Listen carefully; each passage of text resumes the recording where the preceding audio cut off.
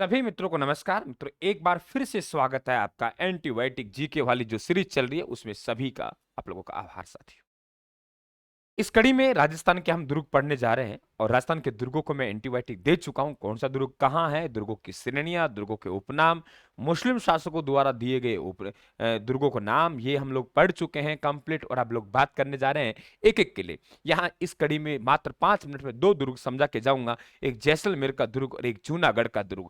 दोस्तों, बात करें हम लोग सबसे पहले जैसलमेर के दुर्ग को, तो बहुत ध्यान सुनेंगे आप लोग। जैसलमेर का जो किला है, कौन सा जैसलमेर का किला है, ये रावल जैसल भाटी ने बनवाया था। रावल जैसल भाटी ने 1155 ईस्वी में जैसलमेर नगर बसाया था। और इंसाल ऋषि ने कहा कि ऐसा है महाराज, कोई आपका घर बना लीजिए पक्का सा, कोई आप महलों का निर्माण कर लीजिए, कोई दुर्ग का निर्माण करवा लीजिए, अपनी और अपनी सुरक्षा के लिए फायदा में रहेंगे। तो इंसाल ऋषि के आशीर्वाद से ये काम करवाया, लेकिन दोस्तों इनका निधन हो गया। तो इन्हें जो पूर्ण करवाया वे करवाया शालिवाहन ने। शालिवाहन ने किसने करवाया? शालिवाहन इनके पुत्र थे। अपने आप में यह भी बढ़िया क्वेश्चन बन गया कि जैसलमेर दुर्ग को पूर्ण किसने करवाया? शालिवाहन ने। दोस्तों, पीले पत्थरों से निर्मित है और पीले पत्थरों से निर्मित होने के कारण यह सोना जैसा दिखाई देता है। तो पीला पत्थर है, चूने का बिल्कुल इस्तेमाल नहीं हुआ। चूना तो इसमें कहीं पर लगाया नहीं गया है, पूरे पीले पत्थरों से है। तो हम लोग कहते हैं साहब ये तो सोना है, इसलिए दोस्तों हम इसे सोनारगढ़ भी कहते हैं और सवर्णगिरी कहते हैं। ध्यान रखना, यदि आपसे ये पूछे सुवर्णगिरी, तो ध्यान रखना जालोर का नाम आएगा, ये गलती मत कर देना। नाम कौन सा आएगा मित्रों? जालोर का आएगा। बात क्लियर हुई? पश्चिमी सीमा का प्रहरी है, क्योंकि पश्चिम में तो है ही। भाटी को शासन है, तो भाटी भड़कीवाड़ी से कहते हैं। कोई इधर से आएगा तो भाटियों की मरोड़ को तोड़ के आएगा। रेत का समुद्र भी कहते हैं, दूर से देखने पर ऐसा लगता है जैसे जहाज अपना लंगर डाले हुए खड़ा हुआ है। ये कहावत भी जैसलमेर दुर्ग के संदर्भ में है। ऐसे कहते हैं अगर जैसाना देखना है आपको, जैसलमेर देखना है, तो पत्थर की टांगे आपको वहां ले जा सकती है साथियों। बात क्लियर हुई? तो इन्हें हम लोग अब जिनभद्र सूरी पुस्तकालय, उस जमाने का सबसे बड़ा पुस्तकालय, क्या कहा मैंने? उस जमाने का सबसे बड़ा पुस्तकालय है जिनभद्र सूरी पुस्तकालय, जिसे हम जैन पुस्तक भंडार कहते हैं। आपको पता होना चाहिए मान पुस्तक भंडार मेहरानगढ़ दुर्ग में और जैन पुस्तक भंडार यहां है, ये भी आपको पता होना चाहिए। भारतीय चित्रशैली की प्राचीनतम आपके चित्र यहां रखे हुए हैं, जिन्हें भारतीय चित्रशैली की दीप स्तंभ कहते हैं, इसी रखे हुए हैं। 10वें कालक सूत्र चूर्णी और निरुक्ति वृत्ति यहां रखे हुए हैं। सतियों का पगोथिया, मित्र सतियों का जो पगोथिया है, वे सतियों का पगोथिया क्या है कि जो सती होने वाली महिला पीछे जिस रास्ते पे जाती थी उसे सतियों का पगोथिया कहते थे। चैनल को सब्सक्राइब कर लेना, घंटे के निशान जरूर दबा देना साथियों, और पीडीएफ प्राप्त कर लेना राजस्थान के टेलीग्राम से, वहां विशेष सूचीबद्ध नोट्स डले हुए हैं, वहीं से मैं उठा के इसको पढ़ा रहा हूं। ठीक है, पहला शाखा, यहाँ पहला शाखा मूलराज के समय हुआ, अलाउद्दीन खिलजी ने अटैक किया। यहाँ दूसरा शाखा रावल दूदा के समय हुआ, फिरोज शाह तुगलक ने अटैक किया। यहाँ तीसरा शाखा रावल लूणकरण के समय हुआ। ये शाखा दोस्तों 1550 में हुआ, आधा रह गया। इसलिए कहते हैं जैसलमेर दुर्ग का अढ़ाई शाखा प्रसिद्ध है।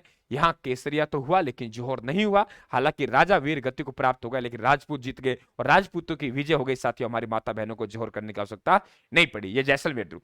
बीकानेर दुर्ग, राव बीकानेर जब दोस्तों बीकानेर नगर बसाया आपके, तो वहां इन्होंने एक दुर्ग बनवाने का प्रयास किया। कब? 1488 में। लेकिन बनवा नहीं पाए। उस स्थान को बीकाजी की टेकरी कहते हैं, और उसी गढ़ के स्थान पर नया गढ़, यानी पुराने गढ़ के स्थान पर कुछ बनवाएंगे, उसे कहते हैं जूनागढ़। तो इसे फिर क्या नाम दिया? जूनागढ़। फिर राय सिंह ने बनवाया अपने मंत्री करमचंद की देखरेख में। हम कह सकते हैं बीकानेर स्थापना के 100 साल बाद राय करके कर्मों से जूनागढ़ बनवाया। 100 साल बाद राय करके कर्मों से जूनागढ़ बनाया। एक एक बात को समझिए साथियों। राय सिंह है, इन्हें मुगल साम्राज्य का स्तंभ कहते हैं, और मुगल साम्राज्य को बढ़ाने में इनका बहुत बड़ा योगदान था। इसलिए ध्यान रखना कि ये आपके मुगल शैली, यानी मुगल शैली, मुगल और हिंदू दोनों शैली हैं, हिंदू मुगल शैली। बात अगर आपके मुगल शैली में पूछे तो अजमेर का अकबर का किला ये हिंदू और मुस्लिम दोनों शैलियों में बना हुआ है। जमीन का जेवर कहते हैं और राती घाटी का दुर्ग कहते हैं। दोस्तों, राती घाटी का यहाँ पे एक रास्ता होता था जो मुल्तान, अजमेर और नागौर को जाया करता था। उसी रास्ते में ये दुर्ग बना, इसलिए इस दुर्ग को राती घाटी का दुर्ग कहते हैं। बीकानेर को राती घाटी का शहर कहते हैं। उस मार्ग में बसने के कारण राय सिंह प्रशस्ति मुनि जयता ने, राज सिंह प्रशस्ति नहीं, मेवाड़ के महाराणा राज सिंह है, ये राय सिंह है। जयमल फत्ता की मूर्तियां, चित्तौड़ का तीसरा साका हुआ।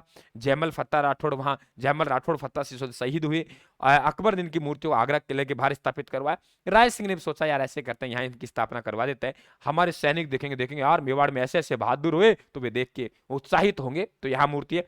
अनूप महल, यहाँ अनूप महल हालांकि बाद में बना था वहां, तो अनूप महल में बीकानेर के महाराजाओं का राज तिलक होता था, ये पता होना चाहिए। और एक कहावत बनी हुई है यहाँ के महलों की दीवारों की सुंदरता के बारे में कि जूना, हमने सुना है कि दीवारों के कान होते हैं लेकिन जूनागढ़ के महलों की दीवारें तो बोलती हैं। Very important question, dot dot देगा और जूनागढ़ नहीं देगा आपको और कहेगा रिक्त स्थान की पूर्ति करो, आप बताएंगे जूनागढ़ के महलों की दीवारें तो बोलती हैं। और लगे हाथ में एक बात और बता दूं, जूना दुर्ग है ये बाड़मेर में है और प्रतापगढ़ को पहले कोई नहीं जानता था, लेकिन प्रतापगढ़ जिला बनने के सब जानते हैं। तो प्रतापगढ़, प्रतापगढ़ में कौन सा हो गया, जानागढ़ हो गया। ये सब बातें मित्रों आपको पढ़नी है। देखिए आप अंदाज लगा सकते हो 5 मिनट में अशोक मीणा क्या देके गया है साथियों। इसलिए मैं आपसे कह रहा हूं प्यार प्रेम बनाए रखें और सर को आप लोग साथियों थोड़ा सा उत्साहित करें, सर में उत्साह भरें। आप लोग क्लास को जरूर शेयर करें साथियों, कोई तुम्हारे लात नहीं मारेगा। और क्लास शेयर करने से वे ऐसा नहीं कि नौकरी लग जाएगा, ऐसा कुछ भी नहीं है। ऐसा तुम सोच लेते हो गुरुजी भेजेंगे तो कंपटीशन बढ़ जाएगा,